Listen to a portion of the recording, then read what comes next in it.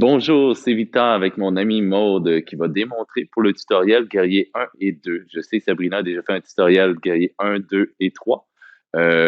Donc, voici une autre façon de faire qui va être très similaire, mais également où on va apporter des variantes Peaceful Warrior ou guerrier renversé, guerrier 1, angle latéral. Donc, voilà, on va commencer déjà par guerrier 1. On va se placer, exemple, pour la transition en chien tête baissée. Donc, on se retrouve en down dog. Et ce qu'on veut faire, c'est amener le pied droit devant. Donc, on a le choix simplement d'amener le pied devant ou de soulever la jambe d'abord. Le pied est directement au niveau du talon sous le genou. On peut venir ici sur le bout des doigts, se donner un peu plus d'espace pour tourner le pied derrière en angle, soit à 45 degrés, soit varié 30-70 degrés, ce qui convient à votre corps. Si on a du mal à avancer la hanche gauche vers l'avant, qui naturellement va être reculée vers l'arrière, on veut prendre le temps de l'avancer. On peut toujours garder un peu plus d'espace entre les talons, donc le pied gauche un peu plus à la gauche. Une fois qu'on a commencé à avancer la hanche gauche vers l'avant, qui va être naturellement un peu derrière la droite, on commence à presser davantage dans le pied droit, sentir les mains qui deviennent légères. Et une fois que la cuisse est davantage engagée, que les mains deviennent un peu plus inutiles, le haut du corps peut se redresser beaucoup plus en contrôle, guerrier 1. Les épaules vont être devenues parallèles à la largeur du tapis. On aura le choix, paume de main qui se touche, fusil d'enfant, ou les paumes de main qui se regardent, mais avec les épaules détendues, longueur des bras, donc on ne viendra pas squeezer les biceps contre les oreilles en soulevant les épaules. Il reste de l'espace entre la joue et l'épaule. Le regard peut monter vers le ciel sans nécessairement avoir à soulever trop le menton. Et on est en guerrier 1. Donc la hanche gauche va avancer, bonne pression dans le pied droit, engagement de la jambe gauche derrière. Et on va aller vers la transition guerrier humble. Donc, les mains vont venir s'entrelacer derrière le dos. Et on va essayer de ramener les paumes ensemble pour reculer les épaules. Ce n'est pas excessif, les doigts peuvent rester ensemble, tout simplement, les paumes décollées.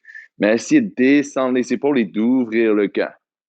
À partir d'ici, avec un engagement du ventre, on va inspirer, créer la longueur et à l'expiration, garder cette longueur et commencer à descendre vers le sol. L'épaule droite longe l'intérieur de la cuisse. Et ce qu'on veut éviter ici, c'est de laisser les épaules aller trop vers les oreilles et s'effondrer au niveau des épaules. Et on veut éviter aussi que la hanche droite ici compense vers la droite et qu'elle parte vers l'extérieur et que le haut du corps parte trop à la diagonale vers la gauche. Donc, on engage pour ramener la hanche vis-à-vis le genou.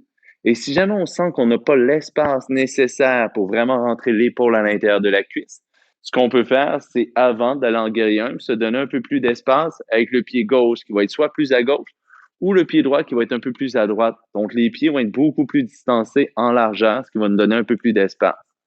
Donc, une fois que j'ai la hanche vis-à-vis le genou et la cheville, en contrôle, je vais être prêt à revenir et quitter la posture. Et voilà, guerrier 1. Donc, on voit très souvent les gens qui vont partir vers l'extérieur, essayer d'engager et ajuster les pieds aux besoins. On va aller maintenant en guerrier 2 à partir de chien tête baissée.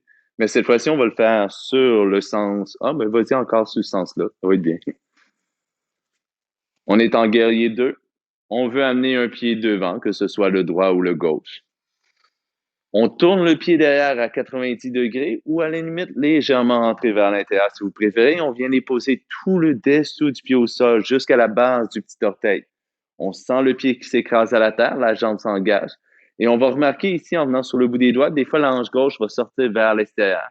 Encore une fois, on replace la hanche vis-à-vis le genou, vis-à-vis le pied. Et en contrôle, les mains deviennent légères. Engagement de la cuisse, on remonte en guerrier 2. Longueur des bras, regard vers la main gauche, détend les épaules, mains sont loin de l'autre, elles sont détendues. Contraction du ventre pour éviter que les fesses partent vers l'arrière, on engage. Et ici, on va remarquer que le genou gauche veut souvent partir vers la droite, vers l'intérieur. Donc, on prend le temps d'ouvrir. Et ce qu'on veut faire lorsqu'on ouvre, c'est éviter de rouler sur la tranche externe du pied.